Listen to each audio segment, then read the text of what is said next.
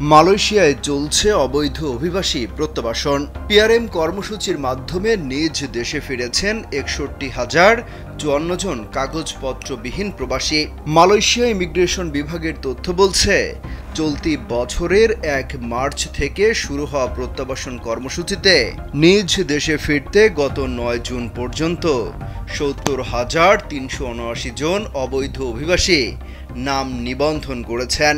এর মধ্যে নিজ দেশে ফিরেছেন ৬১,০৫৪ জন। এই সংখ্যার মধ্যে কতজন বাংলাদেশি আছেন তা অবশ্য জানা যায়নি। প্রত্যাবাসন কর্মসূচি এই বছরের ৩১ ডিসেম্বরের মধ্যে স্বেচ্ছায় ৫০০ রিঙ্গিত জরিমানা দিয়ে নিজ দেশে ফিরে যাওয়ার সুযোগ করে দিয়েছে মালয়েশিয়া সরকার। স্যান্ডেলিনা সো, রূপচর্চায় আভিজাত্য। অন্যদিকে এই কর্মসূচির মাধ্যমে অবৈধ অভিবাসীদের দেশে চলে যেতে প্রতিনিয়ত আহ্বান জানাচ্ছে দেশটির সরকার। দেশটির ইমিগ্রেশন বিভাগের ধারণা, বিভিন্ন দেশের ৩ থেকে ৪ লাখ কাগজপত্রহীন অবৈধ অভিবাসী এই কর্মসূচির আওতায় শাস্তি ছাড়াই নিজ দেশে ফিরতে পারবেন। জানা যায়, প্রতিদিন হাজার হাজার প্রবাসী নিজ দেশে ফিরতে ইমিগ্রেশনে ভিড় করছেন। এছাড়া ইমিগ্রেশন বিভাগের অনলাইন অ্যাপয়েন্টমেন্টের জন্য অপেক্ষা করছে হাজারো মানুষ। ঘোষণা অনুযায়ী দেশে ফিরতে হলে সরাসরি অ্যাপয়েন্টমেন্ট নিতে হবে ইমিগ্রেশন বিভাগের। সঙ্গে নিয়ে যেতে হবে ওয়ান ওয়ে এয়ার টিকিট ও পাসপোর্ট। যাদের পাসপোর্ট নেই তাদেরকে নিজ নিজ হাই কমিশন থেকে ট্রাভেল পারমিট সংগ্রহ করতে হবে।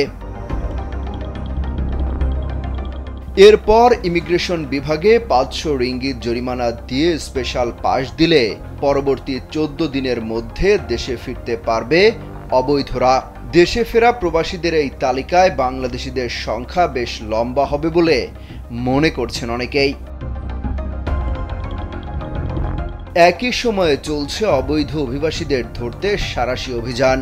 বৈধ পাস কিংবা পারমিট ছাড়া কাজ করা এবং বৈধ ভ্রমণ ভিসা নেই এমন বিদেশিদের ধরতে অভিযান চলছে। সেই তালিকায় আছে বাংলাদেশ, ইন্দোনেশিয়া, ভারত, পাকিস্তান ও ভিয়েতনাম সহ বিভিন্ন দেশের নাগরিক। ফলে মালয়েশিয়া সরকারের দেয়া এত সুযোগ সত্ত্বেও দেশটিতে বর্তমানে থাকা প্রায় ১৫ লাখ বাংলাদেশিদের মধ্যে যারা অবৈধভাবে বসবাস করছেন তাদের মধ্যে বিরাজ করছে নাজুক অবস্থা। অনেকেই ধারণা করছেন নানা জটিলতায় মালয়েশিয়া থেকে দেশে ফিরতে পারে প্রায় ১ লাখ বাংলাদেশি, যার প্রভাব পড়তে পারে রেমিটেন্সেও। অমিত হাসান রবিন, কালবেলা।